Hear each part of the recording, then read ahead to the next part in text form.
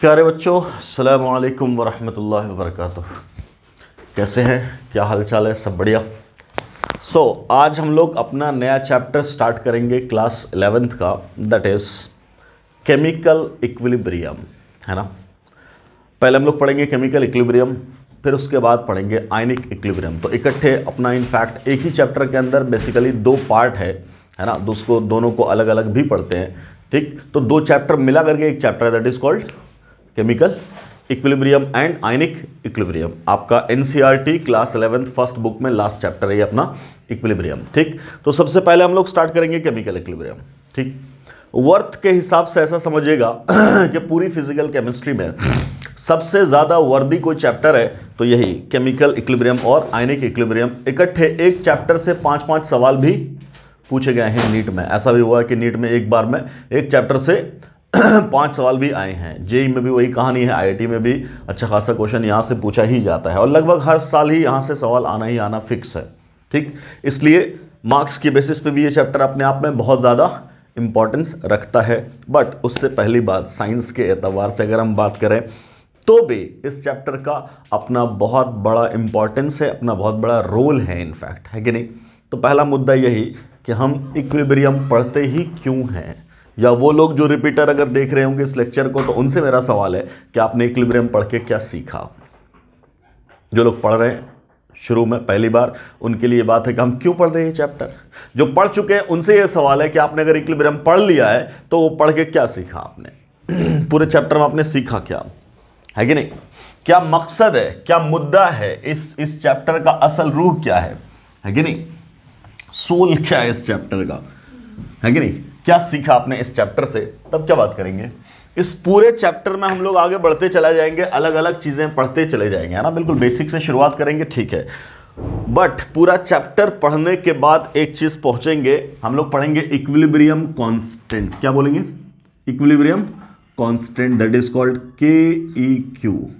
इसी को अलग अलग नाम देंगे, कहीं इसी का नाम KC होगा, कहीं इसी का नाम KP होगा, कहीं इसको KX बोल देंगे, है ना, कहीं इसी को KN बोल देंगे। क्लियर है। आयनिक में जाएंगे तो यही कभी KW बन जाएगा, है ना। सॉल्ट हाइड्रोलिसिस में ये KH बन जाएगा, सॉल्युबिलिटी में ये KSP बन जाएगा। क्लियर है। आयनिक प्रोडक्ट में ये KIP बन जाएगा। समझ में आ रही बात? क्लियर है। ये सारी चीजें क्या है, इक्विलिब्रियम का ही अलग अलग शक्ल है, अलग अलग क्या है, शक्ल है। उसी को हम लोग क्या बोल रहे हैं, इक्विलिब्रियम कांस्टेंट को अलग अलग नाम दे रहे हैं। कोई दिक्कत? ठीक। तो ये सब है क्या, बेसिकली एक कांस्टेंट जिसको बोलते हैं इक्विलिब्रियम कांस्टेंट, और इसी का अपना सबसे बड़ा रोल होता है। क्या हर रिएक्शन के लिए इक्विलिब्रियम कांस्टेंट की वैल्यू अलग आती है। अभी घबराने की बात नहीं, जो बिगनर है उनको घबराने की बात नहीं है। अचानक हमने क्या शुरू कर दिया, मैं ओवरऑल बात कर रहा हूं, जो मैंने पूछा ना क्या है।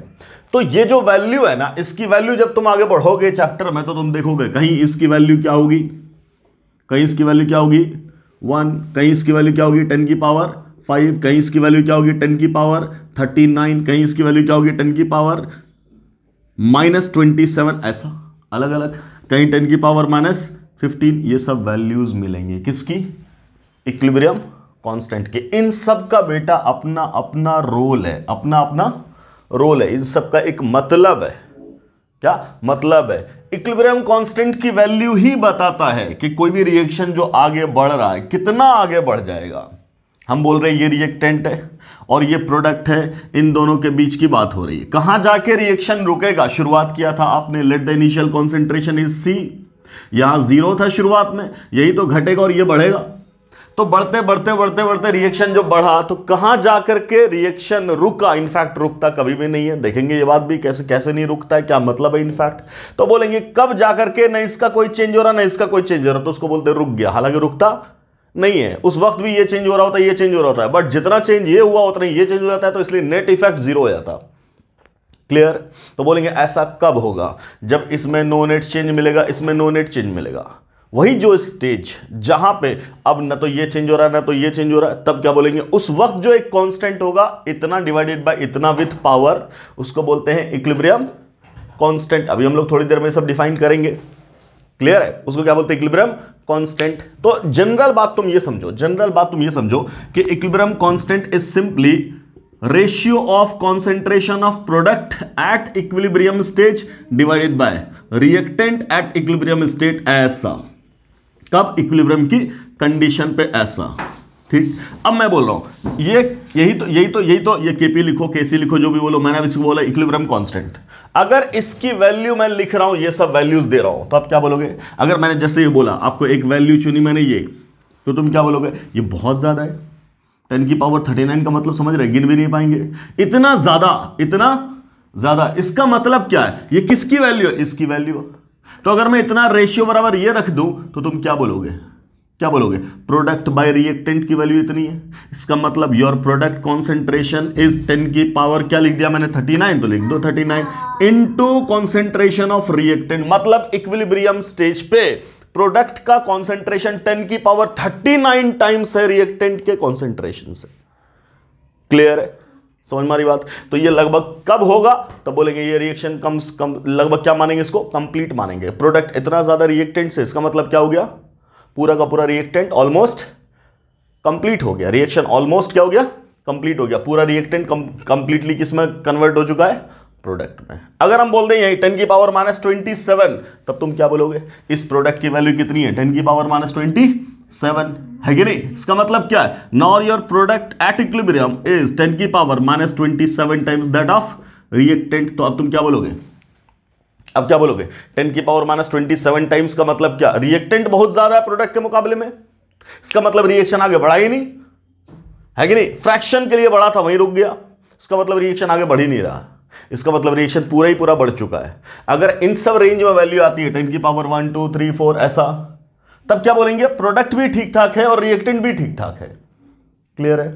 समझ में आ रही बात? तो इनफैक्ट ये पूरा चैप्टर आपको क्या बताएगा कि कोई भी रिएक्शन जब आगे बढ़ता है तो उसके आगे बढ़ने का एक्सटेंट कितना है, हाउ फार इट गोज। मतलब आप अगर रिएक्टेंट से प्रोडक्ट चाह रहे हो तो आपको कितना रिएक्टेंट से प्रोडक्ट मिल रहा है। मान लो मैंने आपसे कहा कि आप एक इंडस्ट्री शुरू कर रहे हो और इस इंडस्ट्री में कोई ना कोई प्रोडक्ट आप बनाना चाह रहे हो, तो ठीक है, आपको यह पता चल गया कि प्रोडक्ट तो मिलेगा, लेकिन उसके लिए केसी की वैल्यू 10 की पावर -39 हो जाएगी, या -40 हो जाएगी, या -20 हो जाएगी। तो तुम क्या बोलोगे? प्रोडक्ट तो मिल रहा है, लेकिन उस प्रोडक्ट का हम करेंगे क्या? उस प्रोडक्ट का हम करेंगे क्या? हम यहां लगाए थे 1000 क्विंटल। समझ आ रही बात? मतलब क्या? 10 की पावर 5 किलोग्राम इतना भर दिए रिएक्टेंट, और जो प्रोडक्ट मिला ना, वो प्रोडक्ट मिल रहा है 1 मिलीग्राम। क्या मिल रहा है? 1 मिलीग्राम, या 1 माइक्रोग्राम, या 1 नैनोग्राम। तो तुम इस नैनोग्राम का करोगे क्या? नैनोग्राम का हम करेंगे क्या? क्लियर है? नो डाउट हमारा प्रोडक्ट बहुत महंगा है, महंगा ही ना है, जब मिल ही नहीं रहा तो महंगा क्या करोगे? Yes sir no. कुछ चीजें बहुत महंगी बिकती है, कुछ चीजें बहुत हल्की बिकती है, कम रेट में। हम बोल रहे हैं कि हम इसलिए इंडस्ट्री शुरू किए थे कि जो अपना प्रोडक्ट बनने वाला था वो बहुत बहुत हाई रेट पे बिकेगा, हमें मुनाफा बहुत होगा। क्लियर? तो प्रोडक्ट तो मिला, बट मिला कितना? मिलीग्राम, माइक्रोग्राम, नैनोग्राम ऐसा मिल रहा है। इसका मतलब क्या? कि अमाउंट ही नहीं मिल रहा है यार। जब अमाउंट होगा तब तो आप बेच करके पैसा कमाओगे। तो प्रोडक्ट जो मिलने वाला था वो इतना कम मिलने वाला था कि आपको घाटा लग गया उल्टा। तो क्या आप ऐसा काम करना चाहोगे? नहीं। तो ये केसी बताता है कि हम जो रिएक्शन करने जा रहे हैं वो फ्रूटफुल है कि नहीं है, प्रोडक्ट हमें सफिशिएंट अमाउंट में मिलेगा भी कि नहीं मिलेगा। फिर साइंटिस्ट ने ये भी बताया कि जहां पे केसी की वैल्यू कम है, इक्विलिब्रियम कांस्टेंट की वैल्यू कम, हम क्या कर देंगे कि कांस्टेंट बढ़ जाएगा। क्या हो जाएगा? इक्विलिब्रियम कांस्टेंट की वैल्यू बढ़ जाएगी। टेम्परेचर का इफेक्ट दिखाएंगे। क्या होगा कि प्रोडक्ट बहुत ज्यादा सफिशिएंट अमाउंट में बढ़ने लगेगा। अमोनिया बनाते हैं, नाइट्रोजन हाइड्रोजन से अमोनिया बना देते हैं। आखिर क्या एक्सटर्नल इफेक्ट लगा दें कि अमोनिया का प्रोडक्ट बढ़ने चले जाए, है ना? क्लियर है? हम क्या बोलते हैं? हैबर्स प्रोसेस से अमोनिया बनाते। हम बोलेंगे क्या लगाएं उस प्रोसेस में ताकि अमोनिया का यील्ड, परसेंटेज यील्ड बोला था ना मूल कॉन्सेप्ट में, परसेंटेज यील्ड बढ़ता चला जाए। क्लियर है?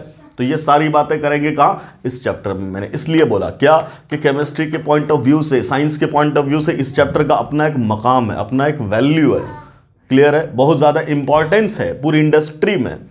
क्लियर? इसलिए ये चैप्टर इतना ज्यादा वर्दी हो जाता है। खैर, अब आओ ग्राउंड लेवल पे, जीरो लेवल पे, बिल्कुल शुरुआत से बात करते हैं। तो ये सब बातें तो हम आगे चल के बहुत कुछ सीखेंगे। बिल्कुल शुरुआत से अगर हम बात करें, तब क्या बोल रहा हूं मैं?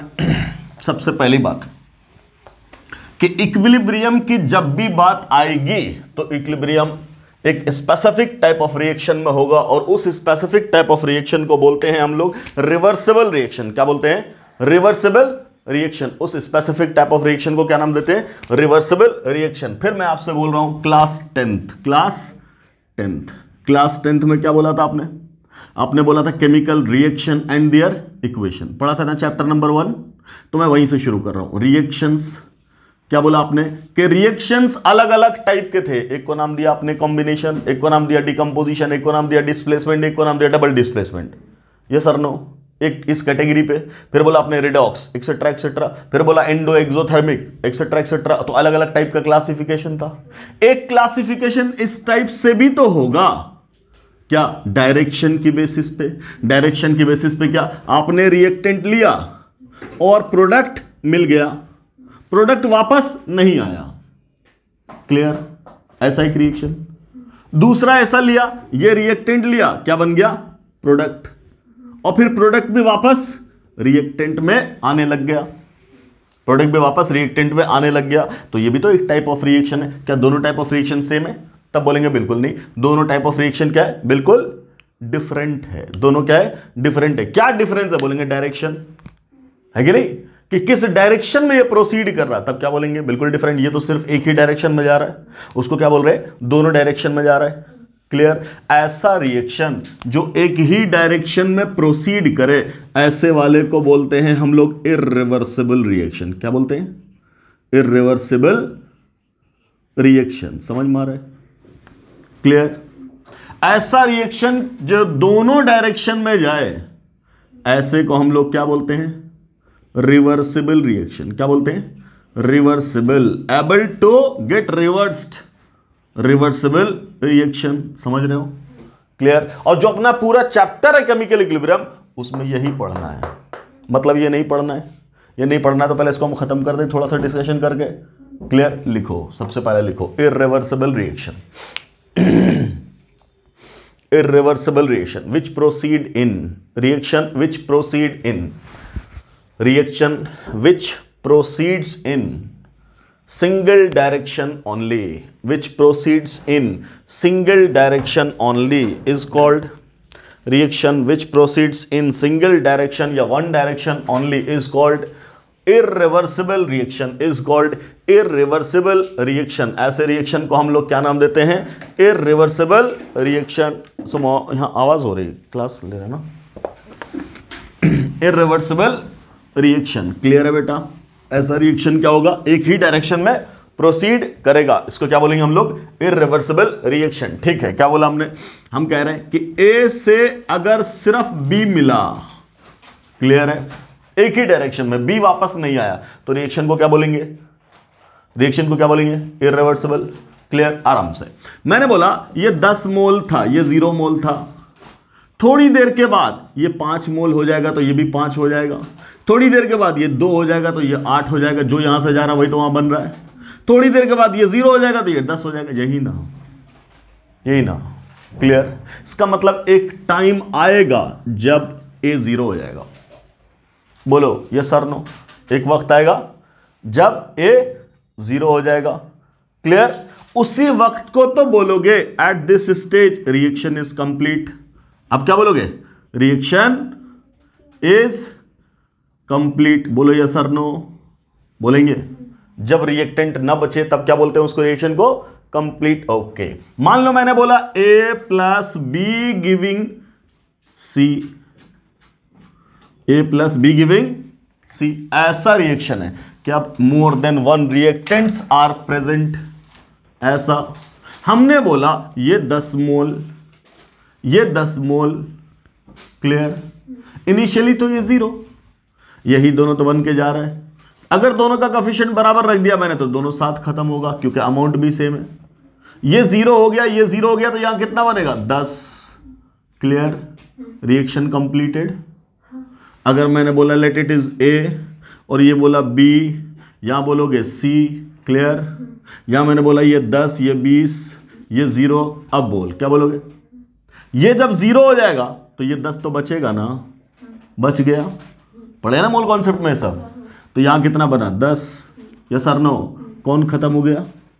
ये वाला, है कि नहीं?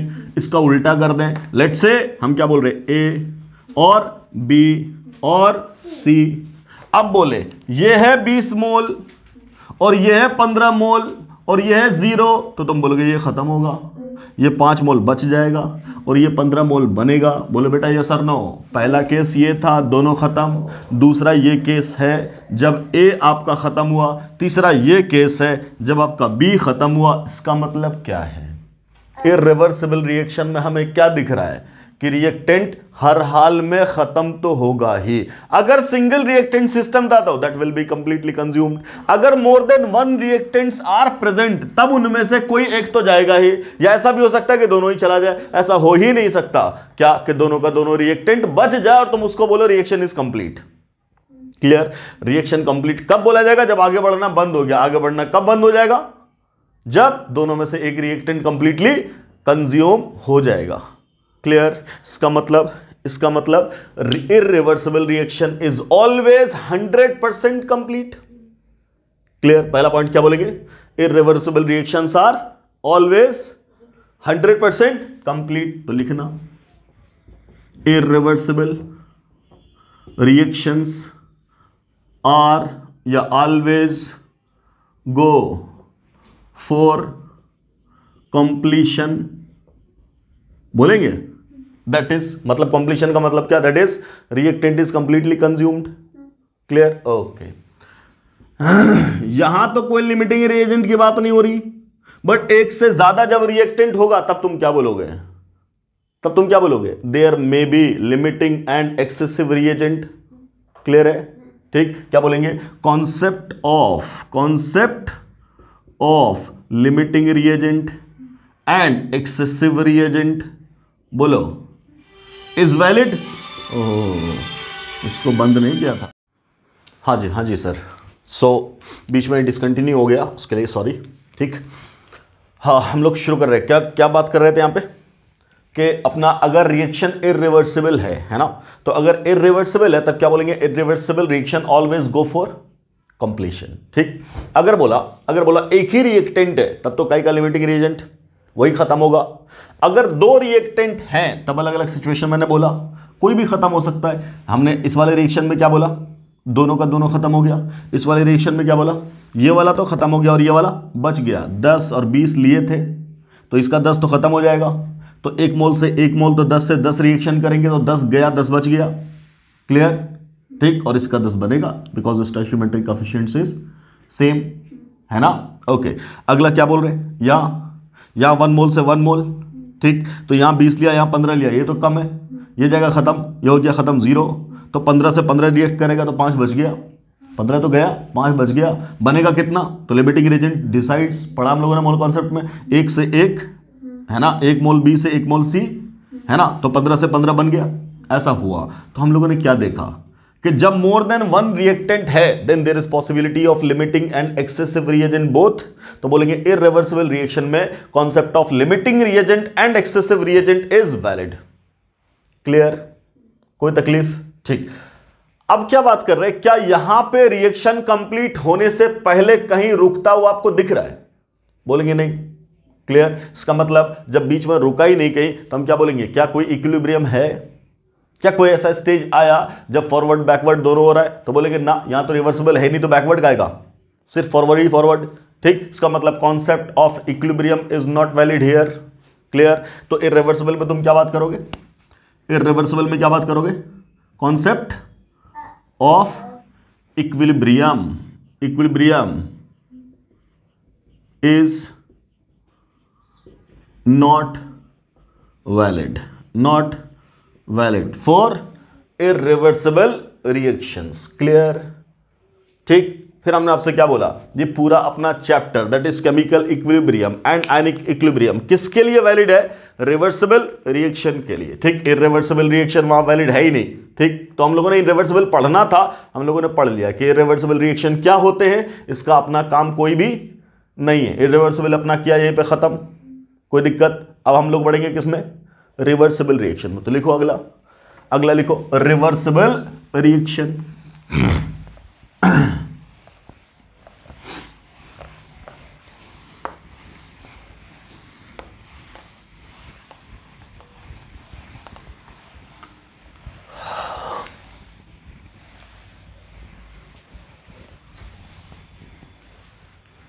लिखिए, रिवर्सिबल रिएक्शन किसको बोलते हैं हम लोग? रिवर्सिबल रिएक्शन रिवर्सिबल कब होता? क्या बोला अभी हम लोगों ने कि जब फॉरवर्ड भी जाए और बैकवर्ड भी जाए, जब टू वे प्रोसेस हो, तब क्या बोलेंगे? दिस इज रिवर्सिबल प्रोसेस या रिवर्सिबल रिएक्शन। लिखिए, whenever any reaction whenever any reaction proceeds in forward as well as backward, when any reaction proceeds in forward as well as backward, both the directions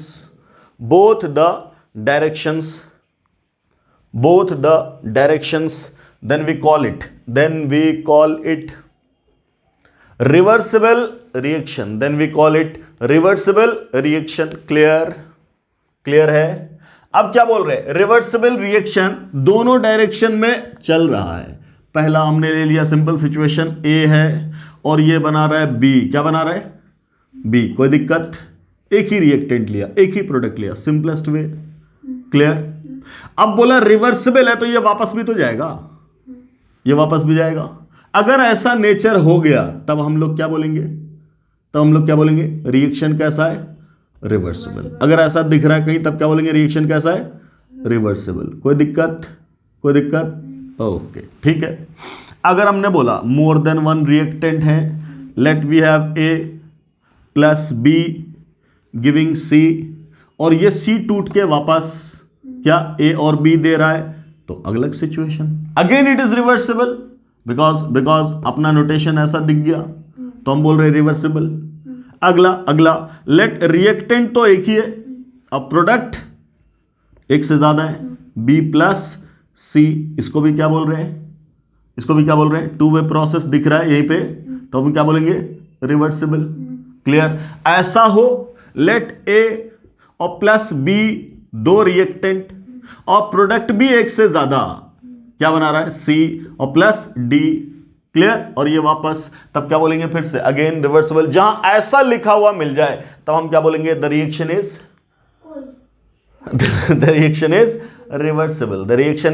reversible. Clear है? हम लोग stoichiometric coefficient भी लगाएंगे, कैसे reversibility पता चली scientist को, ये सब भी बातें करेंगे, बट पहले सिंपलेस्ट तो देखो। क्लियर? अगर ऐसा दिख रहा तो हम क्या बोलेंगे? Your reaction is reversible in nature. ठीक? ओके, ठीक है। अब जरा इसको समझते हैं, है ना, फिर हम बातें और भी करेंगे। सिंपल बातें पहले समझो। हाँ जी 18 मिनट बचा है। अच्छा, ओके। सो क्या बोल रहे हैं? ए अगर कन्वर्ट हो रहा है बी में, है ना, ए कन्वर्ट हो रहा है किसमें? बी में। क्लियर? मान लो आपने शुरू में लिया क्या? 10 मोल इसका लिया 0 मोल। क्लियर? अब मुझे बता, शुरुआत में क्या सिर्फ ए है और ए का नेचर है बी बनाने का, तो पहले क्या होगा? ए से बी बनेगा, क्या वापस आने का कोई चांस है? ठीक है, बी का नेचर है ए बनाने का, जब बी है ही नहीं तो बनाएगा किससे? क्लियर? इसका मतलब पहले आपको क्या मिलेगा? फर्स्ट ऑफ ऑल सिर्फ फॉरवर्ड डायरेक्शन में मिलेगा चेंज, क्या बैकवर्ड का कोई चेंज मिलेगा? बोलो, मिलेगा क्या? नहीं ना, क्योंकि बी है ही नहीं। क्लियर? बैकवर्ड आने के लिए ये भी तो होना चाहिए। जब ये सिंपल लॉजिक, फिर हम केमिस्ट्री की बात करेंगे, सिंपल लॉजिक। क्लियर? जब वापस है ही नहीं तो बात क्या करेंगे? ओके, ठीक। थोड़ी देर के बाद ये टाइम था T1 इज इक्वल टू 0। ठीक, कुछ देर बाद टाइम T2 होगा, कुछ देर बाद टाइम T3 होगा, कुछ देर बाद टाइम T4 होगा, एंड सो ऑन। क्लियर? ठीक। अच्छा, माना कुछ देर के बाद ये बच गया 8 मोल और ये हो गया 2 मोल, तो अब तुम क्या बोलोगे? इसका कुछ अमाउंट घट गया, इसका कुछ अमाउंट बन गया। क्लियर? हम बोल रहे इसका नेचर तो है ही इधर जाने का, बट कुछ होता तब ना, तो पहले नहीं था तो वापस नहीं गया, अब तो है। जैसे ही इसका कुछ बना होगा ये बैकवर्ड शिफ्ट स्टार्ट कर देगा। क्लियर? तो बैकवर्ड स्टार्ट होगा। अब आराम से कोई भी रिएक्शन फॉरवर्ड बैकवर्ड वो अलग मुद्दा है, सिंपल। चेंज कब होगा? जब अमाउंट था। क्लियर? अब मुझे बताओ, यहां भी अमाउंट था तो आगे बढ़ा, यहां भी अमाउंट है तो आगे बढ़ेगा आराम से। ऊपर वाले में ज्यादा आगे बढ़ेगा कि नीचे वाले में आगे ज्यादा बढ़ेगा? आगे जाने का रेट ऊपर ज्यादा होगा कि नीचे? ऊपर। यस और नो? क्लियर है कि नहीं? क्यों ऊपर? उसका ज्यादा अमाउंट है, सिंपल बात। यस और नो? क्लियर? जितना ज्यादा अमाउंट होगा उतना ज्यादा आगे बढ़ेगा। क्लियर? रिएक्टेंट से ही तो प्रोडक्ट। बाथरूम में हम लोग नहाते हैं ना, पानी लेते हैं, है कि नहीं? तो क्या बोलते हैं, जब टैंकी भरा होता है तब क्या होता है? एकदम धड़ाधड़ पानी आता है, फौरन नहा लेते, शावर ले लेते, है कि नहीं? और पता चला कभी कभी क्या होता है, तुम साबुन लगाए और शावर बंद हुआ, क्या पानी तो आ रहा है बट तुम्हें मजा नहीं आ रहा नहाने में। क्यों नहीं आ रहा? बिकॉज टैंकी खत्म। जिस लेवल पे है उस लेवल पे आ गया, अब वहां से ड्रॉप ड्रॉप पानी आ रहा है, वो अपने लिए क्या इनसफिशिएंट। क्यों ये फ्लो जो है वो कम क्यों हो गया? बोलेंगे ऊपर जो रिएक्टेंट था वही खत्म, वही क्या हो गया? कम। वो कम हो गया तो फ्लो क्या हो गया? कम हो गया। और वो जब ज्यादा था तो फ्लो क्या था? ज्यादा था। तो वहां भी तो क्या है? प्रोसेस ही तो चल रहा है एक डायरेक्शन में। तो जब अमाउंट ज्यादा है तभी तो फ्लो ज्यादा होगा, अमाउंट कम है तो फ्लो क्या होगा? कम। What was the flow in fact? Amount of water ejecting from the tap. कितना वाटर निकल रहा है पर सेकंड, इसको तो तुम बोलोगे rate of flow of water. ऐसे ही यहां बोलते हैं क्या? Rate of change of A. Clear? कितना ए चेंज होता जा रहा हो, क्या चेंज हो रहा है? यहां से गायब हो रहा है, कम हो रहा है, या यूं बोलो कंज्यूम हो रहा है। सो rate of consumption of A. Clear? किस पे डिपेंड करेगा? ऑब्वियसली अमाउंट ऑफ ए पे। बोलो यस और नो? क्लियर? क्लियर? तो ए का अमाउंट जब ज्यादा होगा तो ऑब्वियसली रेट ऑफ कंजम्पशन ज्यादा होगा। जब अमाउंट घट गया तो रेट ऑफ कंजम्पशन क्या होगा? कम होगा। अगर मैं इसके मैग्नीट्यूड को एरो के लेंथ से समझाऊं तो बोल, अगला वाला जो एरो हम लोग इधर से इधर लिखे हैं, इससे बड़ा लिखे हैं, किससे बराबर लिखे हैं, किससे छोटा लिखे हैं? क्या लिखे? इससे छोटा, है कि नहीं? रेट कम, है कि नहीं? इसको बोलेंगे आगे चल के रेट ऑफ रिएक्शन। क्या बोलेंगे? Rate of reaction. क्लियर है? क्लियर है? तो क्या बोलेंगे? इससे छोटा एरो। मान लो हमने अब एरो ऐसा बनाया, क्लियर? इससे छोटा है और बैकवर्ड स्टार्ट हुआ तो तुम क्या बोलोगे? इसका अमाउंट क्या था? बहुत कम। तो बैकवर्ड जब स्टार्ट होगा तो इसका रेट क्या होगा? बहुत छोटा सा। क्लियर? मान लिया कुछ देर के बाद अब ये क्या हो गया? 6 हो गया और ये 4 हो गया, तो तुम क्या बोलोगे? अभी भी ये आगे जाना चाह रहा है और अब आगे जाने का रेट क्या होगा? क्या होगा? तो तुम क्या बोलोगे? ये और कम होगा ना? तो ये और कम होकर के कुछ ऐसा हो गया। बोलो क्या हो गया? ऐसा हो गया। और बैकवर्ड का रेट क्या होगा पहले के मुकाबले में? बोल, यहां तो 0 था, यहां 2 था, तो स्टार्ट हुआ, बढ़ा, है कि नहीं? अब यहां वाला बैकवर्ड का रेट इससे ज्यादा होगा कि कम? ज्यादा होगा ऑब्वियसली, तो इसका लेंथ हम बढ़ा देंगे। This is your backward. Clear? मान लिया हमने अभी क्या कि साहब कुछ देर के बाद, ठीक, ये 5 हो गया और ये भी 5 हो गया। अब क्या बोल दे रहे? इसका रेट और कम होगा, ये कम होकर के कुछ ऐसा हुआ, इसका रेट बढ़ेगा, ये बढ़ के कुछ ऐसा हुआ। अगर ऐसा दिख गया तो तुम्हें क्या दिख रहा है? दोनों का रेट क्या है? सेम। दोनों का रेट क्या है? सेम। तो पहले तुम्हें क्या मिला था? Only rate of forward. उसके बाद क्या मिला? रेट ऑफ फॉरवर्ड भी और रेट ऑफ बैकवर्ड भी। उसके बाद क्या मिला? रेट ऑफ फॉरवर्ड भी और रेट ऑफ बैकवर्ड भी। यहां क्या मिला? रेट ऑफ फॉरवर्ड भी और रेट ऑफ। क्लियर है? ऑब्वियसली शुरुआत में rate of forward is non zero but rate of backward was 0। Clear? जैसे ही आगे बढ़ा रिएक्शन, कुछ बना, बैकवर्ड स्टार्ट हो गया। No it is also non zero but rate of forward is greater than rate of backward. ऊपर तो था ही ग्रेटर देन। यस और नो? इस स्टेज पे भी हमें क्या दिखा? Rate of forward is greater than rate of backward. बोलो यस और नो? क्लियर है बेटा? अब सुनो, मैंने बोला इसको रेट ऑफ फॉरवर्ड, इसको प्राइम, इसको भी प्राइम, इसको डबल प्राइम, इसको भी डबल प्राइम, यहां भी बोल रहे हैं ट्रिपल प्राइम। क्या बोल रहे हैं? Triple prime. और यहां बोल रहे हैं ट्रिपल प्राइम। क्लियर? हमें ये दोनों बराबर दिख गया, हमने लिख दिया। अब आराम से क्या बोल रहे हैं, क्या बोल रहे हैं? शुरुआत में रेट ऑफ फॉरवर्ड ज्यादा था, बैकवर्ड कम था, फिर आगे बढ़े तो सेम, फिर आगे बढ़े तो सेम, अब आगे बढ़े तो बराबर हो गया। क्लियर है? मतलब एक स्टेज आया जब rate of forward, rate of backward दोनों बराबर हो गया। अब इन रेट को कंपेयर करेंगे तो यहां फॉरवर्ड जाने का रेट ज्यादा है। क्लियर? यहां फॉरवर्ड जाने का रेट इससे कम है, यहां फॉरवर्ड जाने का रेट इससे और कम है, और यहां फॉरवर्ड जाने का रेट इससे भी कम है। इसका मतलब continuously as time goes on rate of forward reaction decreases. Clear? And rate of backward reaction यहां तो बोलेंगे था ही नहीं, यहां थोड़ा सा हुआ, यहां बढ़ा, यहां और बढ़ा। क्लियर है? इसका मतलब rate of backward reaction increases, rate of forward reaction decreases, rate of backward reaction increases. और वो स्टेट, वो इंस्टेंट, वो स्टेज, वो कंडीशन, वो टाइम जब दोनों बराबर हो गया, क्लियर, उसी को बोलते हैं क्या? Stage of equilibrium. क्या बोलते हैं? This is our stage of equilibrium. Clear? अब मैंने तुम्हें कंफ्यूजन के पॉइंट पे लाकर छोड़ दिया। क्या कंफ्यूजन लाया? एक बार रेट के टर्म्स में बात हो रही है, नो डाउट फॉरवर्ड का बैकवर्ड का रेट बराबर है। यही चीज अमाउंट के टर्म्स में भी तो दिख रहा है सर। फॉरवर्ड और बैकवर्ड का अमाउंट मतलब रिएक्टेंट और प्रोडक्ट का अमाउंट मतलब मोल बराबर है। क्लियर? तो ये इक्विलिब्रियम यहां से डिफाइन होगा या रेट से डिफाइन होगा? क्लियर? अभी तो बोल देंगे दोनों से ही डिफाइन हो रहा है।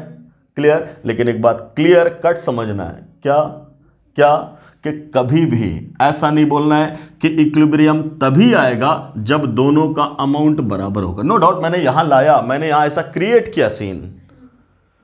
क्लियर? यही रिएक्शन ऐसा भी हो सकता था कि इक्विलिब्रियम यहीं आ गया, हमें क्या मालूम, हमने तो ऐसा किया ना, हमें तो मालूम नहीं एक्चुअल सीन क्या किसी भी रिएक्शन में।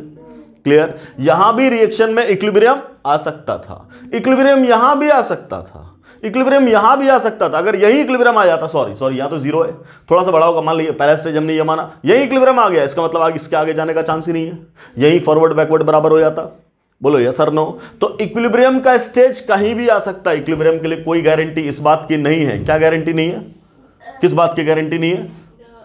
कि अमाउंट दोनों का बराबर हो। अमाउंट किसी का भी ज्यादा किसी का भी कम हो सकता है, रिएक्टेंट प्रोडक्ट से ज्यादा भी हो सकता है, कम भी हो सकता है, बराबर भी हो सकता है। क्लियर है?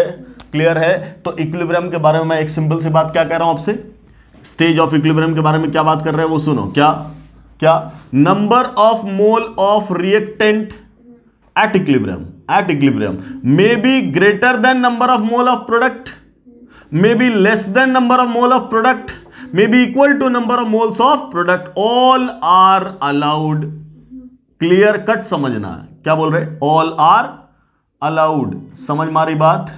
दोनों मतलब तीनों कंडीशन अलाउड है। क्या सिर्फ यही है? ना, कभी भी इक्विलिब्रियम में ऐसा नहीं बोलना है कि वो स्टेज जहां पे दोनों का मोल बराबर हो जाए उसको इक्विलिब्रियम बोलते, बिल्कुल नहीं। ठीक है वो इक्विलिब्रियम है, तो क्या बाकी सब इक्विलिब्रियम नहीं है? बिल्कुल सब इक्विलिब्रियम है। इक्विलिब्रियम के सिर्फ एक क्राइटेरिया है, क्या?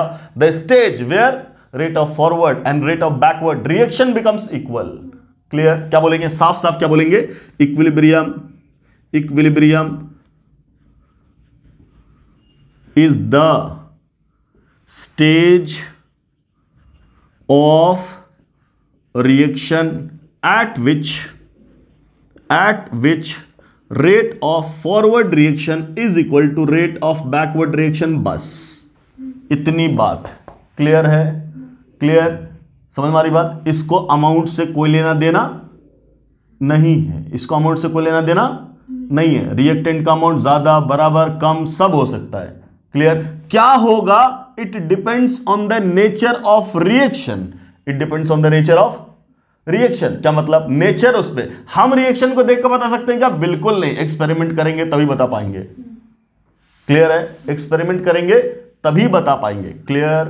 क्लियर? कौन सी कंडीशन होगी ये समझ में आ रहा है? इक्विलिब्रियम के बारे में समझ में आया? पहली बात क्या क्या हो रहा है? Rate of forward reaction rate of backward reaction बराबर होगा। कोई दिक्कत? तो तुम्हें रिवर्सिबल रिएक्शन समझ में आया?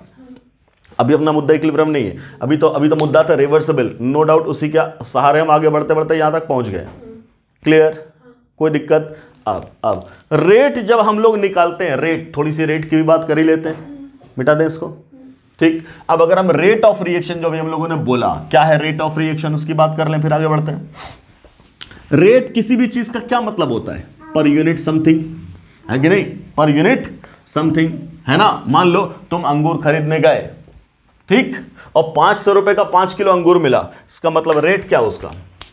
पर किलो, पर किलो बात करेंगे। 1 किलो कितने में मिला, तो तुम क्या बोले? टोटल अमाउंट पेड, टोटल पैसा कितना पे किया और टोटल वेट कितना था, डिवाइड कर दिए तो पर केजी आ जाएगा। क्लियर है? क्लियर है? तो रेट निकलता है। तो किसी भी चीज का रेट का मतलब क्या? Per unit something is called rate. Clear? जैसे फिजिक्स में पढ़े, क्या पढ़े? स्पीड, क्या बोलते? क्या बोलते?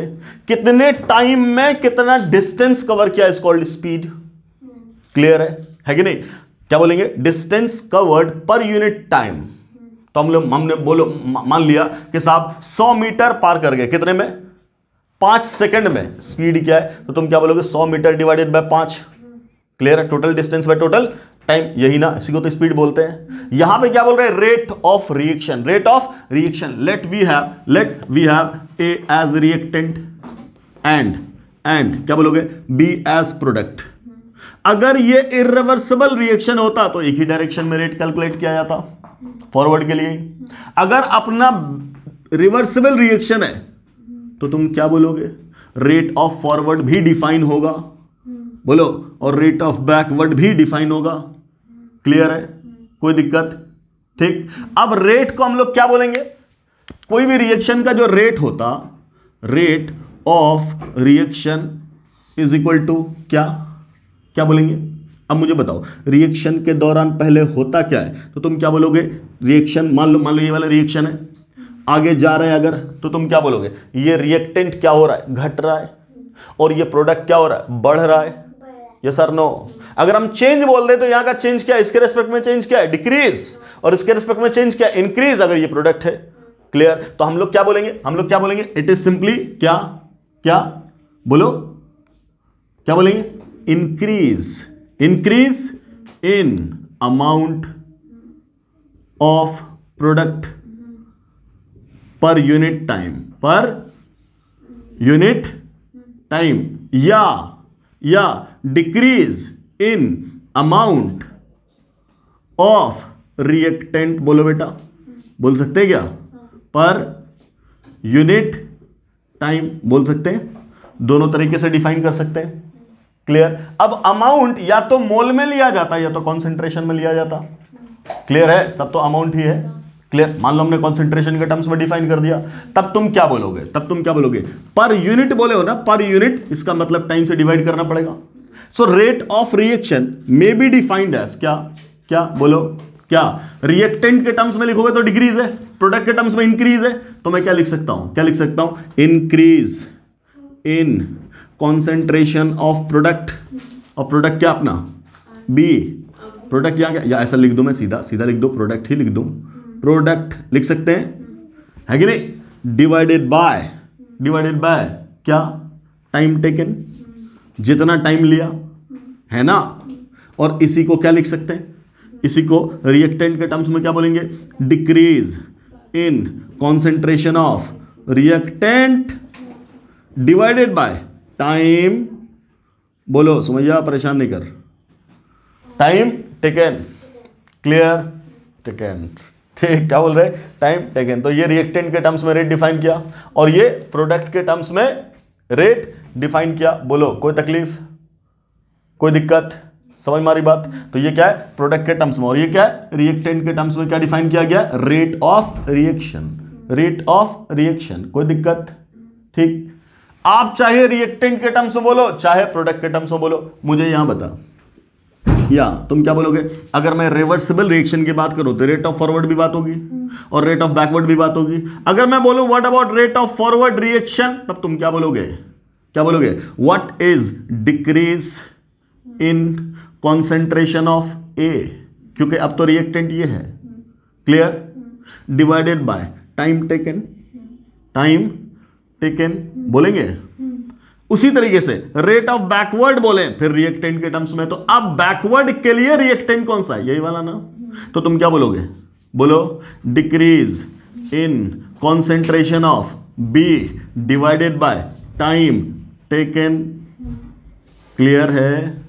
ये तो बात हो जाएगी, ये तो एक्चुअल बात आएगी, ये तो बात आएगी, है ना। अगर आपको ये निकाल के दे दिया जाए, ये निकाल के दिया जाए, तो आप रेट तुम निकाल ही लोगे। क्लियर? इसी रेट को और क्या बोला था, इसी रेट को और क्या बोला था कि फास्ट होगा कि स्लो होगा, किस पे डिपेंड करेगा? इनिशियल कॉन्सेंट्रेशन पे। ठीक, पहले इतना नोट करो, इतना नोट करो पहले, जल्दी से कर लिया? ओके, ठीक। अब मैंने क्या बोला, ये तो निकाल के देखा हम लोगों ने, जब जब टाइम दे दिया गया। एक तरीके से रेट ऐसे निकालते हैं, कब? जब चेंज इन प्रोडक्ट दे दिया जाए और टाइम दे दिया जाए, तो हम निकाल देंगे खटाखट, कोई दिक्कत? ओके। दूसरा रेट का एक्सप्रेशन क्या बोलेंगे? हम लोगों ने क्या बोला अभी कि कितना रेट ऑफ रिएक्शन होगा, ये किस पे डिपेंड करेगा? रिएक्टेंट के अमाउंट पे। रिएक्टेंट के, मान लो रिएक्टेंट का अमाउंट ही नहीं है बेटा, तो तुम क्या बोलोगे? रिएक्शन आगे क्या को बढ़ेगा? रिएक्शन आगे बढ़ेगा? बोलेंगे बिल्कुल नहीं। तो क्या बोल रहे हैं, क्या बोल रहे हैं? Rate of reaction, rate of reaction is directly proportional to क्या? कॉन्सेंट्रेशन ऑफ, बोलो, रिएक्टेंट। बोलेंगे कि नहीं बोलेंगे? Concentration of reactant. कोई दिक्कत? कोई दिक्कत? क्लियर है? आप क्या बात करोगे तुम? रिएक्टेंट के कॉन्सेंट्रेशन पे डिपेंड करेगा, यस और नो? अगर मैं इक्वेट करने को बोलूं तो तुम क्या बोलोगे? Rate of reaction can be written as equal to कोई constant, let the constant is k, और ये क्या लिखेंगे? बोलो, रिएक्टेंट का कॉन्सेंट्रेशन, रिएक्टेंट का कॉन्सेंट्रेशन लिख देंगे। कोई तकलीफ है? ठीक, ऐसा लिख देंगे क्या? रिएक्टेंट का कॉन्सेंट्रेशन। डन? ठीक, क्लियर? ओके।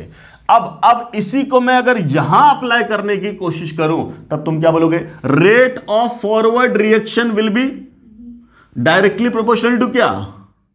बोलो, कॉन्सेंट्रेशन ऑफ ए, है कि नहीं? Concentration of A. क्लियर? तो यहां से अगर हम लोग बोले रेट ऑफ फॉरवर्ड लिखो बराबर किसके होगा, तब तुम क्या बोलोगे?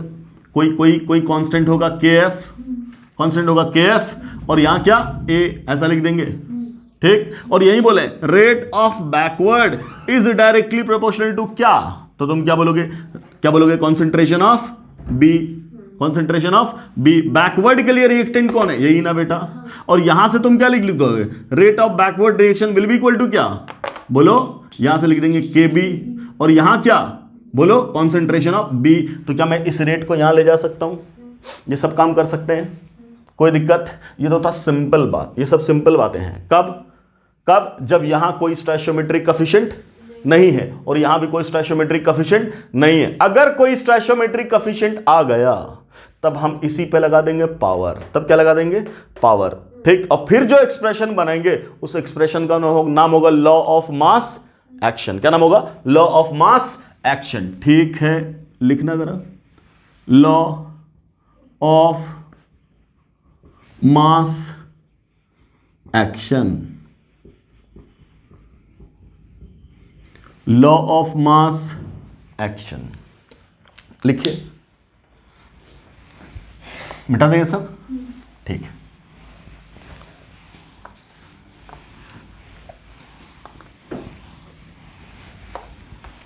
लिखिए, this law states that, this law states that, this law states that rate of any reaction, this law states that rate of any reaction, this law states that rate of any reaction is directly, rate of any reaction is directly proportional to the product of active masses, product of active masses of the reactant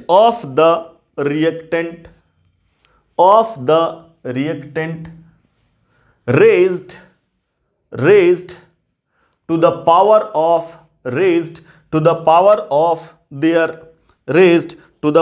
of their stoichiometric coefficient, raised to the power of their stoichiometric coefficient। Raised to the power of their stoichiometric coefficient. Clear है? Clear है? अब यहां मैंने एक term इस्तेमाल किया है active mass, या उसी को एक्टिविटी बोलते हैं, और इसको रिप्रेजेंट करते हैं ए से। काय से? ए से। एक छोटी सी चीज है जिसको हम लोग इस्तेमाल करेंगे, बाद में इसी को कॉन्सेंट्रेशन बोल देंगे, कभी कभी इसी को पार्शियल प्रेशर बोल देंगे, देखेंगे क्या है ये। ठीक है? सिंपल, बहुत बड़ी चीज नहीं है, सिंपल सी बात है, हमें इसका लेना देना कुछ भी नहीं है ना। बीएससी एमएससी में इसको डिस्कस किया जाता फुल ऑन, अपने लेवल पे कुछ नहीं है, बस इससे सारी चीजें निकाल देंगे हम, रिजल्ट बता देंगे आपको। क्लियर? क्लियर? हाँ चल रहा बेटा, ठीक। तो अभी क्या बोला स्टेटमेंट कि किसी भी रिएक्शन का जो रेट है वो किस पे डिपेंड करता है? इनिशियल कॉन्सेंट्रेशन पे, और जो स्टोइचियोमेट्रिक कोएफिशिएंट है उस पे। मान लो अपना कोई जनरल रिएक्शन लिखा मैंने ए ऐसा, अगला रिएक्टेंट है बी, उसका कोएफिशिएंट ले लिया मैंने बी ऐसा, अगला प्रोडक्ट लिख दिया हमने, मान लो हमने प्रोडक्ट लिखा सी, इसका कोएफिशिएंट लिख दिया स्मॉल सी, अगला हमने रिएक्टेंट अगला प्रोडक्ट लिख दिया डी, इसका कोएफिशिएंट लिख दिया हमने स्मॉल डी, ऐसा कुछ लिखा। अब क्या बोला यहां से कि रेट ऑफ, क्या बोला? रेट ऑफ क्या? फॉरवर्ड रिएक्शन क्या हो जाएगा? अभी तो बोला ओवरऑल, अब तो स्टोइचियोमेट्रिक कोएफिशिएंट के साथ आ रहे हैं, तो क्या बोला? Rate of forward reaction is directly proportional to क्या कॉन्सेंट्रेशन टर्म ऑफ रिएक्टेंट का प्रोडक्ट। ये तो बोला प्रोडक्ट ऑफ, देख product of concentration of reactants raised to the power of their stoichiometric coefficient, यही ना? क्लियर? तो रिएक्टेंट इस रिएक्शन के लिए कौन है? यही दोनों ना? क्लियर? ए, और इस पे पावर स्मॉल ए, और प्रोडक्ट बोला तो मल्टीप्लाई कर देंगे बी, और इस पे पावर स्मॉल बी। बोलो बेटा, ये सर नो। अब मैं अगर यहां से कहूं कि साहब मुझे इक्वेट करना है, तब तुम क्या बोलोगे? रेट ऑफ फॉरवर्ड, है ना? चलो, ये बोला एक्टिविटी बोला ना, तो कॉन्सेंट्रेशन अभी हम नहीं लिख रहे हैं, अभी क्या लिख रहे हैं? एक्टिविटी लिख रहे हैं। चलो कोई नहीं, अभी बोला एक्टिविटी, तो मैं एक्टिविटी लिख देता हूं। क्लियर? एक्टिविटी ऑफ ए पे पावर ए लगा दें, ठीक, इनटू एक्टिविटी ऑफ बी पे पावर बी, कोई दिक्कत? ठीक, इक्वेट करना है, तब क्या समझिए, ये forward. Clear? Activity of A पे पावर ए और एक्टिविटी ऑफ बी पे पावर बी हो जाएगा ऐसा। मान लो ये इक्वेशन नंबर 1 है, बोल दिया। क्लियर? अगला, अगर मैं बोलूं बैकवर्ड की कहानी, तब तुम क्या बोलोगे? बैकवर्ड के लिए रिएक्टेंट कौन है? सी और डी। तो अगर मैं लिखना चाहूं what about rate of backward reaction, तो आप क्या बोलोगे? It will be directly proportional to what? C and D. Activity of C है ना, और उस पे पावर क्या? स्मॉल सी, और एक्टिविटी ऑफ डी, और उस पे पावर क्या? स्मॉल डी, यही ना? इक्वेट करना चाहे तो यही रेट ऑफ बैकवर्ड रिएक्शन क्या हो जाएगा बेटा? बोलो, एक constant that will be called backward का रेट कांस्टेंट, इनटू क्या एक्टिविटी ऑफ, बोलो एक्टिविटी ऑफ, बोलो ना पीछे वाला, इसी को इक्वेट किया, एक्टिविटी ऑफ सी पे पावर क्या? सी, एक्टिविटी ऑफ डी पे पावर क्या? डी, यही ना? Let this is equation number 2। ऐसे तो बोलेंगे। फॉरवर्ड के लिए बोलेंगे तो ये एक्सप्रेशन, बैकवर्ड के लिए बोलेंगे तो ये वाला एक्सप्रेशन। यस और नो? क्लियर? अब आपने क्या बोला था? इक्विलिब्रियम पे क्या होता है? इक्विलिब्रियम पे क्या होता है? तो हम लोग क्या बोलते हैं? Rate of forward backward rate of backward बराबर हो जाता, तब क्या बोलेंगे? At equilibrium rate of forward is equal to rate of backward. बोलिए सर नो? तो अब ये दोनों अगर बराबर हो गया लेफ्ट हैंड साइड, तो क्या आरएचएस बराबर हो जाएगा? बोलो। तो उसका आरएचएस लिख दिया हमने K F into activity of A पे power A into activity of B पे power B will be equal to K backward. Clear? Into activity of C पे पावर सी और एक्टिविटी ऑफ डी पे power D. बोलो या sir no? अब अगर मैं इतना को इतने से डिवाइड कर दूं तो क्या मिलेगा? K F upon K B will be equal to activity of C पे power C, activity of D पे power D divided by activity of, बोलो, ए पे पावर ए और एक्टिविटी ऑफ बी पे पावर बी। होगा क्या? Clear है? यही जो रेशियो है ना, इस रेशियो को नाम देते हैं इक्विलिब्रियम कांस्टेंट। क्या नाम देते हैं? Equilibrium constant, which is equal to ये पूरा एक्टिविटी ऑफ सी पे power C, activity of D पे power D divided by activity of A पे पावर, बोलो, एक्टिविटी ऑफ ए पे पावर ए और एक्टिविटी ऑफ बी पे पावर बी। डन। क्लियर है? ये हो गया फाइनल एक्सप्रेशन किसका? इक्विलिब्रियम कांस्टेंट का। किसका? इक्विलिब्रियम कांस्टेंट का। कोई दिक्कत? क्लियर है? याद रखना, रेट कांस्टेंट एक कांस्टेंट है, वो हमेशा सिर्फ और सिर्फ टेम्परेचर पे डिपेंड करेगा। किस पे डिपेंड करेगा? समझ हिल जाएगा वो। किस पे डिपेंड करेगा? टेम्परेचर पे। क्लियर? याद रखना rate constant always depends on temperature only. किस पे? Temperature only. क्लियर? ठीक है, तो मतलब रेट कांस्टेंट का मतलब क्या? बोलो, ये फॉरवर्ड वाला है ना और ये बैकवर्ड वाला, ये दोनों किस पे डिपेंड कर रहा है? टेम्परेचर पे। तो मुझे बता, इक्विलिब्रियम कांस्टेंट तो खुद ही इन दोनों का रेशियो है। क्लियर? तो क्या अगर ये दोनों टेम्परेचर पे डिपेंड कर रहा है तो ये टेम्परेचर पे डिपेंड नहीं करेगा? बिल्कुल। ये सर नो? क्लियर? तो हम क्या बोलेंगे? सेम इज वैलिड फॉर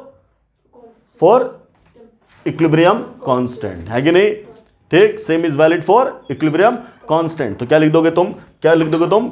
यही सेम काम इसके लिए भी। तब क्या बोलेंगे? इक्विलिब्रियम कांस्टेंट सिर्फ और सिर्फ किस पे डिपेंड करेगा? किस पे? टेम्परेचर पे। किसी एक पर्टिकुलर रिएक्शन के लिए इक्विलिब्रियम कांस्टेंट की वैल्यू बदल जाएगी। कब?